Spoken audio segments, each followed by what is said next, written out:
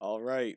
So instead of doing a review on a whole Predators segment today, I wanted to do something a little bit different, and that is to just look at some underrated and underappreciated TCAP moments. Oh, what the hell? Um, She said. um, In okay, that was a bit odd. So instead of doing that, I wanted to look at some underrated TCAP moments, and case in point right here is Deepak Bist. He's not he's not a top tier predator. He's not a second tier predator. He's probably in that third tier predator kind of throwaway beef side footage. But there are some moments that I do like about Deepak Bist here. I'm not sure how this is gonna go, how long this is gonna be. It's supposed to be a bit quicker look because as you can see, I skipped here to 307 out of 432. So it's gonna be like a little bit, a minute and a half's worth of commentary. And Bist, he's not really particularly interesting as a predator. Yeah, the most maybe intriguing thing about his main confrontation with Chris is that he pulled the flowers out of his whatever this is, windbreaker, whatever this is here. He had a long chat log, about a month's worth. He's foreign also. But yeah, it's just he's not very interesting other than that, except for this last minute and a half here, basically, which is where I'm going to start it from. So let's just get into it. So this is like towards the end of the big reveal right here. So let's just start it up. despite admitting he was a Dateline To Catch a Predator viewer, Bist still doesn't seem to realize exactly what's going on. What do you think should happen to you? You really don't know. But let me tell you something that I know, and that is I'm Chris Hansen with Dateline NBC. So right away we get a nice Hanson zinger right there. Yeah, Hanson does it. It's a pretty good zinger. What do you think should happen to you? I don't know. Well, let me tell you something that I know. And that's ridiculous, too, that Bist has apparently seen the show before and he's still here. And what he did, he's like, his excuses also were like, okay, she told me to do it. He was blaming the decoy as his major excuse. You'll see that a little bit when we see some of the interrogation footage. He was basically blaming the decoy. And,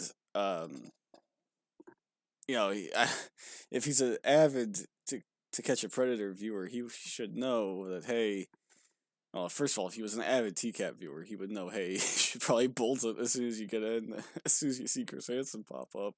As soon as you see, like, the bar with one stool on the other side, that's basically the point, I think, where if you are actually a hardcore TCAP viewer, you would know, hey, I should probably leave right now. Bist, I don't know if Bist didn't pay attention when he watched or what, but yeah, he didn't know to walk away. But yeah, he should know that, hey, just keep quiet when you see Chris Hansen. And I don't think he even recognizes that this is Chris Hansen either, because at this point, he should be running. I mean, I don't know what he's doing. Let's keep going. And we're doing a story on adults who try to meet children online for sex. If there's anything else you'd like to tell us? So, okay, I'm gonna go back just a little bit. Yeah, okay. So he pulls a David Shoemaker right there and pulls his shirt over his head as he comes up with a disguise, as David Schumacher did. He's just missing the hat, and he would just basically be David Shoemaker, whatever the hell you want to call it. But yeah, it's funny too because he struggles to get his head into his jacket. Let's watch On that. adults who try to meet children online for sex. Because I think it's only like a quarter zip. I can't tell if it's a full zip jacket or a quarter zip. So because it's a quarter zip jacket, he can't get his head in there yet all the way. Doing a story on adults who try to meet I'm pretty sure it's a quarter zip jacket. children online for sex. So he can't get it into the neck hole. without having to move his whole neck down. Yeah, that's pretty funny right there. It's just showing more of the awkwardness of Deepak Bist. He can't get his head into his windbreaker. That's pretty funny. If there's anything else you'd like to tell us. Bist walks outside. And this is probably why I wanted to look at this. This is the underrated moment right here that I really do like. Right here it's coming up. His arrest is I find it pretty comical. Into the hands of the Flagler Beach police. Just walk. Get in here! So he fucking he's just like I think he was pretty shocked. Honestly, I think he was really shocked. And he just couldn't believe it. He's like, oh my goodness, I can't believe it. And so he's just kind of like, he's not resisting. I don't think he was obviously not resisting. He got taken pretty quickly there, but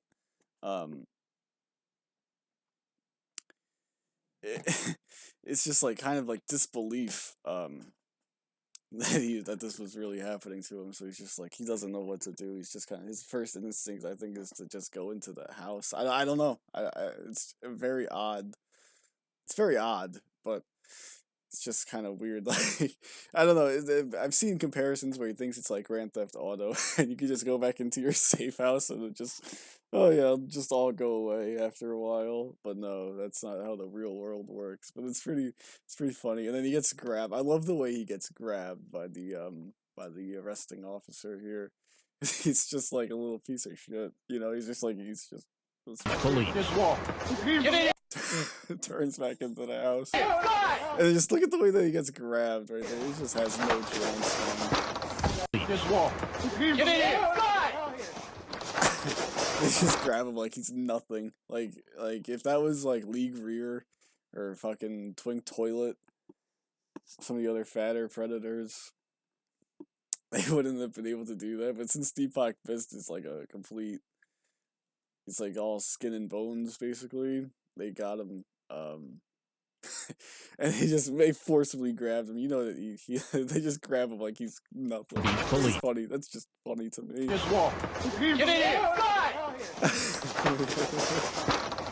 You got any weapons on you? What?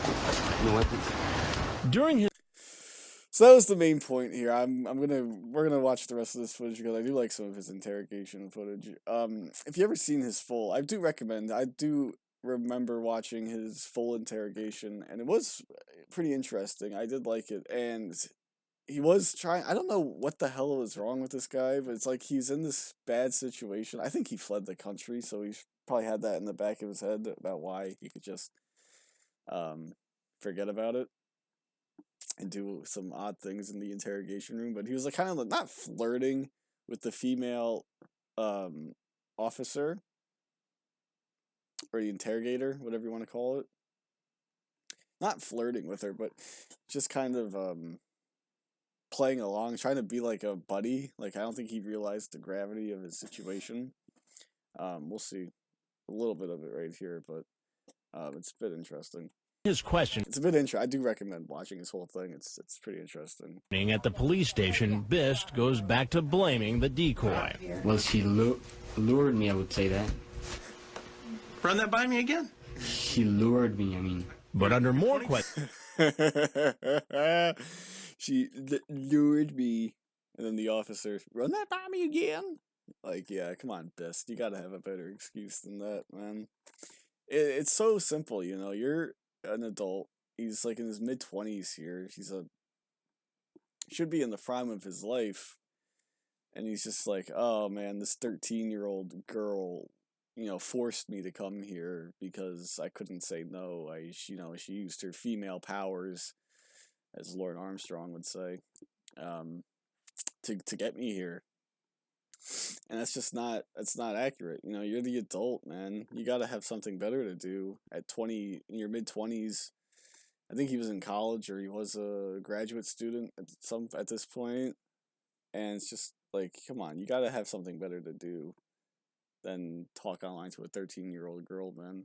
And he chatted with her for like a month. Like, it was like a Lauren-esque chat where it's just like so long in terms of how many days and weeks he chatted with her, and it's just like, come on, Bist, like it's pathetic at that age, especially. Maybe I don't know.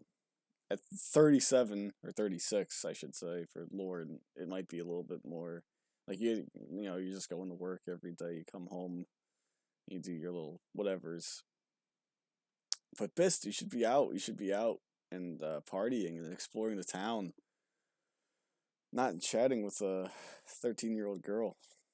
That's not a good excuse. Let's watch it again. Oh, back too far.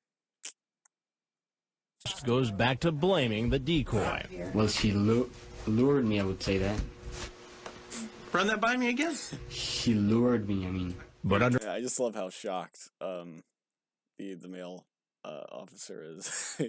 more 22 years questioning, old.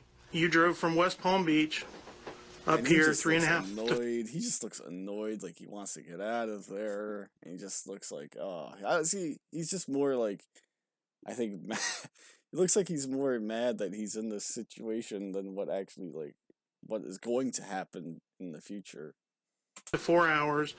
Got 4 hours he drove. Like, I mean, that's another thing, Bist. Like, that even just further proves my point that you gotta have something better to do, man. 4 hours you're gonna drive for a 13-year-old girl. That's an 8-hour round trip. Yeah, that's not good. What a waste of time. What a waste of gas. Also, thanks for making me waste my gas, as Cody Green said. chocolates, flowers, and And lotion. he is. Oh, now he looks so sad right there. He's just like a little. He doesn't seem like a grown person to me. He seems like a little teddy bear. He's just so sad. It's just funny to me. This is like he doesn't seem like an adult to me. He just seems like a little kid. And condoms because you were going to come up to have sex with her. Is that pretty accurate? That's right. All right. Yeah. And then he just. He's guilty. He's guilty. He's so guilty. Bist is charged with 2 felonies, an attempted lewd act on a child and using a computer to solicit a child for sex. He could face up to 5 years in prison. He later pleaded not guilty. Yeah, I'm pretty sure he fled the country. I don't know. I forgot where he was originally from, but yeah, I think he fled the country, and he never served any time in the States for it. And because he's from Nepal Paul, there you go. and not a U.S. citizen, his case is referred to the Department That's the one. I do like that about the. of Immigration and Customs Enforcement.